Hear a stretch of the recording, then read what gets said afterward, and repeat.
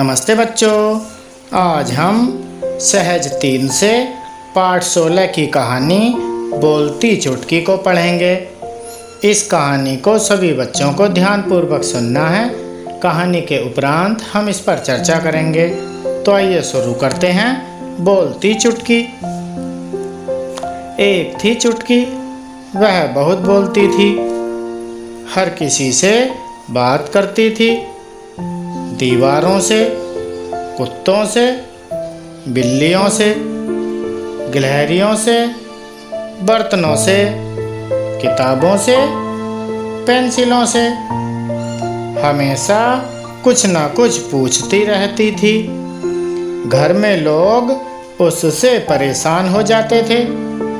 वह कभी चुप नहीं रहती।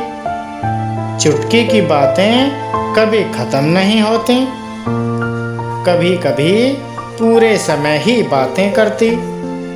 कई बार उसे डांट भी लगती थी, पर उस पर कोई फर्क नहीं पड़ता।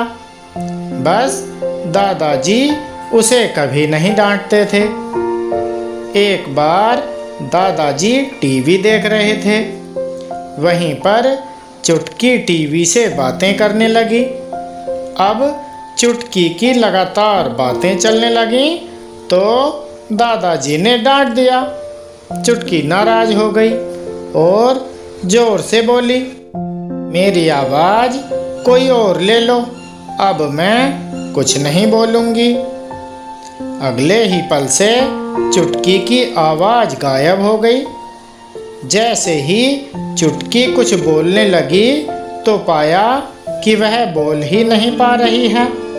उसने बहुत कोशिश की, मगर उसके मुंह से कोई आवाज़ नहीं निकली। घर के लोग डर गए कि चुटकी की आवाज़ को क्या हुआ।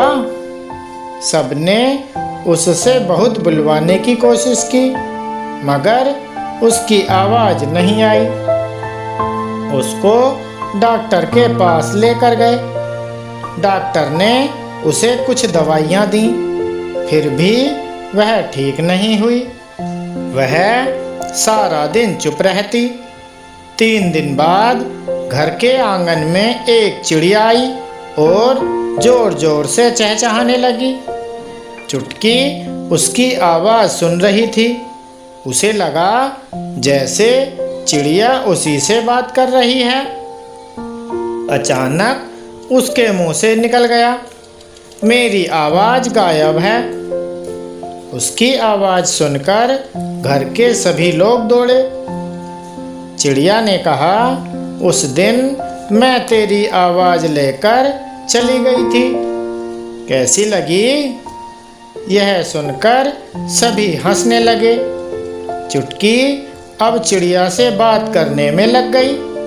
सब समझ चुके थे कि अब चुटकी रुकने वाली कहाँ है। तो कैसे लगी ये कहानी? अच्छी लगी ना? चलिए अब कहानी के आधार पर कुछ बातचीत करते हैं। पहला प्रश्न, चुटकी किससे बात करती थी? सबसे। बहुत बढ़िया। अगला प्रश्न, चुटकी को कौन नहीं डांटता था? उसके दादा। बहुत बढ़िया। अगला प्रश्न, चुटकी की आवाज़ कौन ले गई?